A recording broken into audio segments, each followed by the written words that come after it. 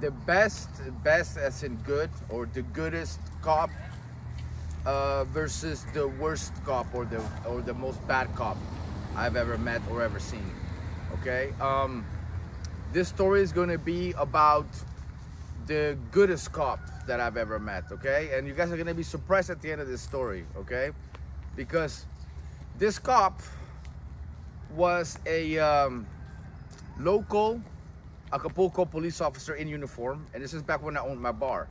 And they used to come all the time to my bar on their time off too. They would drink on their time off and while they were working.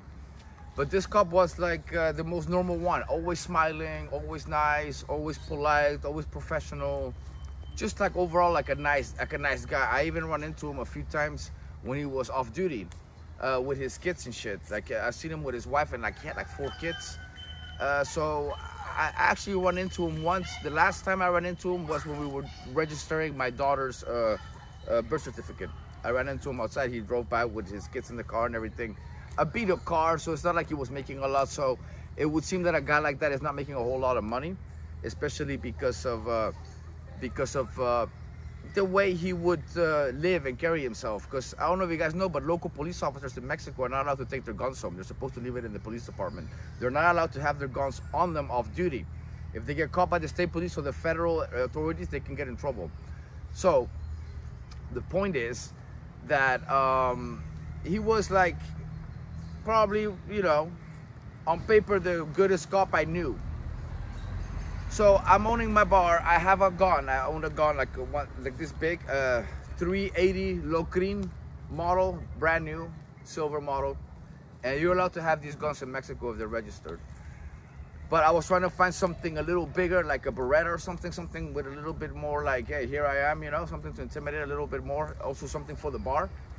So all of a sudden, I see him roll up in his patrol car. The local police had just gotten the Dodge Challenger cars. They were new. So at first I thought it was a federal officer. Then I realized, oh, it's local.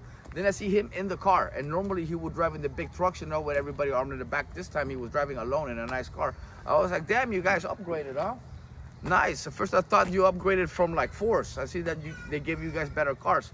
He's like, yeah, they just gave us these. So he's in front of my bar talking to me. And I see his AR-15, it's like right here. And he has his duty weapon here, or at least I thought he had it here, and a Beretta. And I tell him, hey man, I need to buy a gun. Do you know someone that can sell me one, or where I can get one? Preferably something that's clean, you know, something that hasn't been used and shit. He's like, sure, like what do you want? Like the shit that we carry, like a Beretta? I'm like, yeah, sure. He takes it out, he's like, well, you can have this one. And it was in his vest, like he had a holster in his vest, but that thing had a silencer on it. So it was a Beretta with a silencer on it.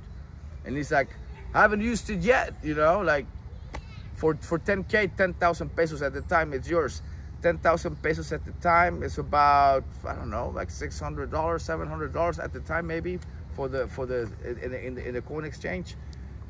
So I'm like, dude, like I'm not trying to like murder people and shit like in broad daylight, you know. But at that moment I realized, damn, this is the best cop that I know, that I thought was the nicest one out of all the other ones. Just let that sink in.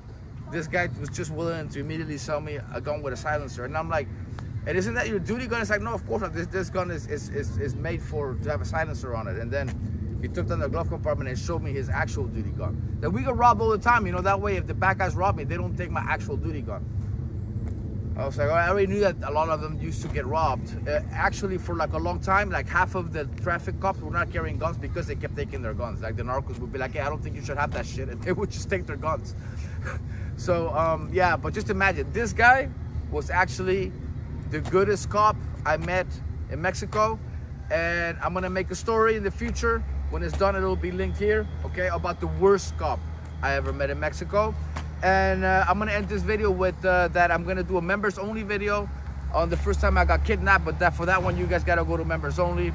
Okay, check that out below. All right, till the next video, guys. Catch you later.